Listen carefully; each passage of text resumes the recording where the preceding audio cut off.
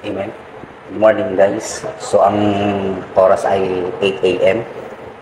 Panibagong biyaya na naman ng Panginoon ang pinagkaloob sa atin. So masarap magpasalamat sa Panginoon kapag na-appreciate mo yung lahat ng mga gandang bagay na ginagawa niya. Even the small things, mga katasking. So bago po ako umalis, para pumunta po sa aking pupuntahan ngayon, gusto ko po kayong bahaginan ng maikling encouragement ng salita ng ating Panginoon, lalong-lalo na po sa bawat may mga pinagdadaan ng problema. So iba, may mga parang gusto na sumuko, lalo na po sa dami ng mga problema kinakaharap po ng gobyerno natin at ang buhay natin. No?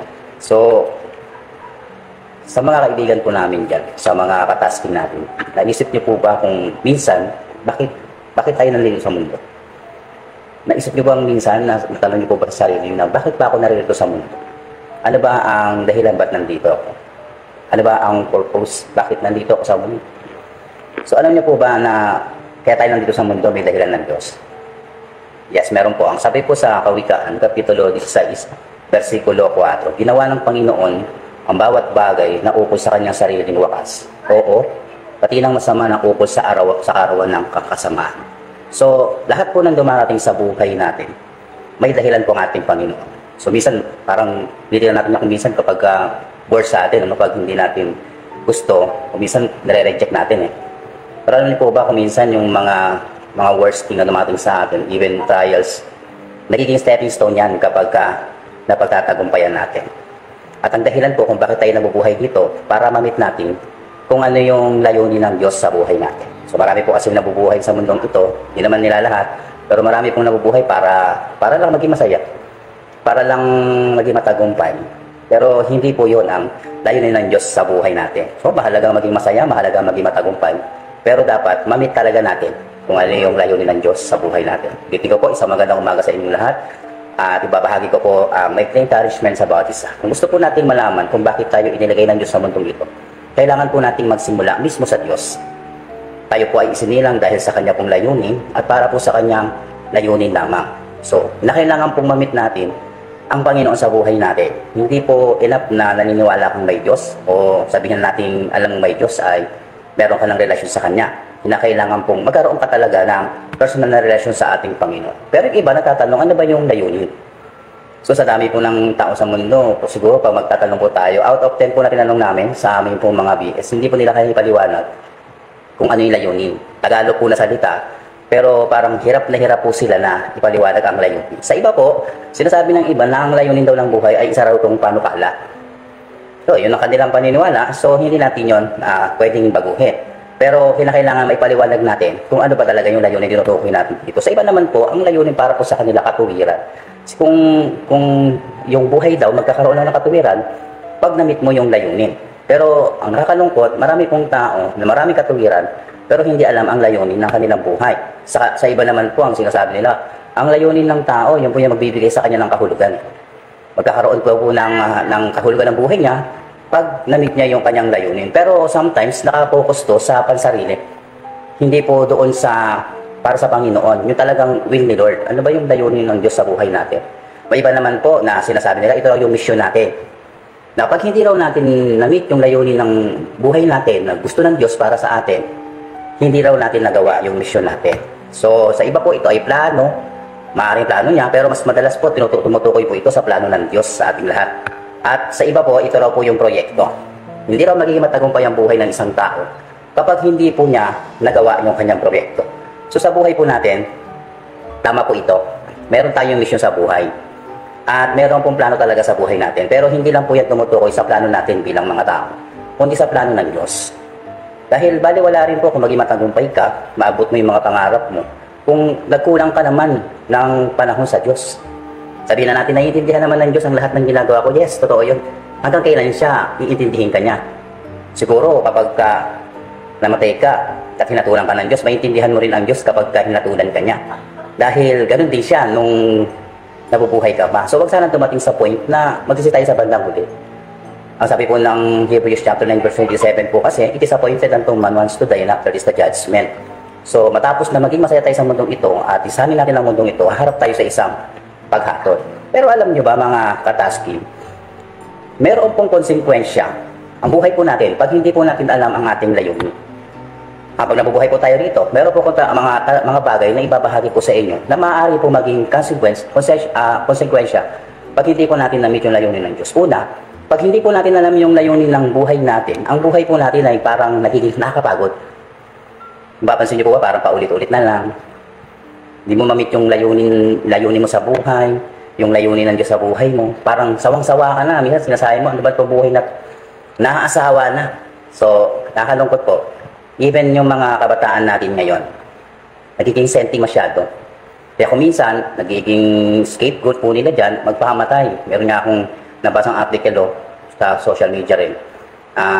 Hindi nakapasa sa exam, nagpakamatay. Relate ng boyfriend, ng girlfriend, o nagtaksi ng girlfriend, nagpakamatay. So nakakalungkot po, no?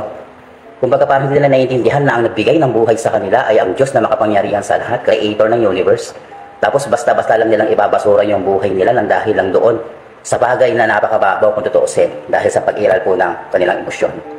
So, pangalawa po, ang konsekwensya po ng hindi po pag-alam sa layunin ng Diyos, kapag hindi po natin alam ang layunin ng Diyos sa buhay natin, ang buhay natin walang kaganapan. So, walang nangyayari. Kung mapapansin nyo, parang ang buhay paulit-ulit. Yung cycle paulit-ulit. Yung problema pabalik-balik. Hindi po pa. Sa araw-araw, magagawin mo, kakain ka, magtatrabaho ka, matutulog ka, pag-uwi sa bahay. So, araw-araw ganun pa rin. Pag may pera ka, ubusin mo sa mga maliliit na mga bagay, sabihin na natin, sa mga nagtatrabaho kung mga construction natin, mga tasking natin, ang pinakaligayahan po nila ay linggo, minom. Hindi po ba? Kapag parang nagiging happenings. Kaya lang ang nakakalungkot po dyan, yung iba ubos biyaya, hanggang sa wala ng pera. Pagdating na Lunes, sa mga construction natin, mga tasking, bumaba din na ng maaga. So, minsan yung boss nagagalit po talaga. Pag hindi po talaga natin alam ang layunin natin, wala po talagang kaganapan. Kasi nasasayang. Hindi natin alam kung ano yung goal natin sa buhay. Bakit ba tayo nandito sa mundo? Ano yung gusto natin maabot? So, sabi nga ng iba, pag wala kang pangarap sa buhay, wala kang mararating. So, ibig sabihin, magiging talunan tayo at magiging bigo tayo.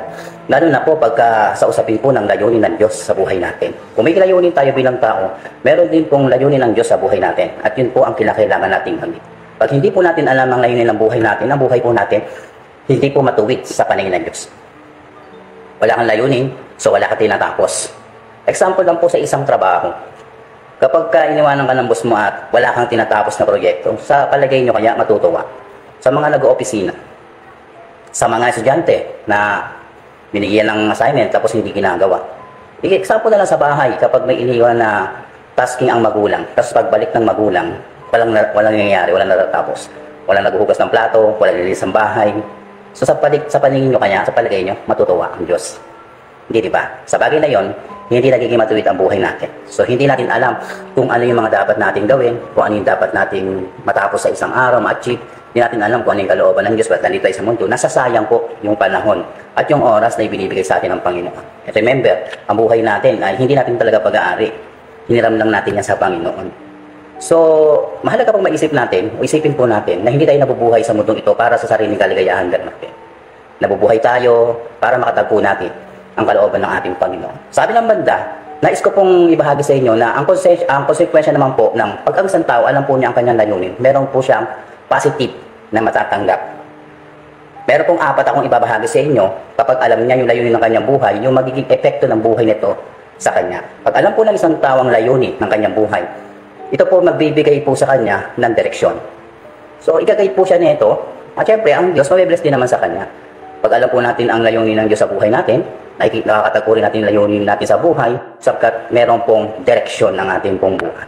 Layunin ng ating buhay, ito po ay magpapasimple, magpapagaan ng buhay natin. So, kung meron ka natatapos, nagiging masaya ka. Nagiging magaan lahat ng kinakaharap mo. Kasi pagka lahat po ng problema, dala-dala mo, magulo-magulong isip mo, hindi magiging magaan para sa iyo. Pero pag alam mo yung layunin mo, nakapokus ka sa dapat mong gawin, natatapos mo, nagiging simple po ang buhay para sa iyo. Pangatlo, pag alam po natin ang layunin ng buhay natin, magbibigay po sa atin yan ng motivation. Lagi po tayo parang energetic. Kasi motivate tayo sa lahat ng ginagawa natin. Ano? Alam natin ang layunin ng Diyos at habang nababantayan rin ang sarili natin na nandun tayo, lumalakad sa kalooban ng ating Panginoon at ang gusto niya para sa atin. So, namomotivate po ang buhay natin araw-araw. Sa alam ng Diyos, walang hanggan. So, ito ay ilan naman po sa nagbibigay po sa atin ng basihan at gabay sa buhay. Hindi po tayo nandito sa mundo ito para sa wala lang. mayroon pong layunin ng Diyos para sa atin. Kung may layunin ka sa sarili mo, mayroon din layunin ng Diyos para sa iyo. At nawa, makamit natin to, makatagpo natin to, para kung ano man ang misyon, plano o proyekto ng Diyos sa buhay natin, mamit natin. Nakakalungkot man pong isipin, marami pong mga tao ang naitibig sa sementeryo kasama po yung mga layunin at plano ng Diyos na hindi na isang katuparan. Pero tayo may pag-asa pa tayo habang tayo ay nabubuhay. So bilang pagkatapos, guys, ko pong sabihin sa inyo na bago pa tayo isilang sa mundong ito, tinano na ng Diyos ang bawat sandali sa buhay natin. Hindi po aksidente na nandito tayo sa mundong ito. Kapag hinahangad po ng Diyos na matuklasan po natin ang buhay na nilikha niya para sa atin upang mabuhay tayo dito sa lupa ng maligaya. At pagkatapos ng buhay na ito ay makasama natin siya sa kanyang presensya, makapiling po natin siya magpakilanman doon sa kawalang hanggan. Yun lang po, maraming salamat sa inyo. Magandang umaga, mga katas.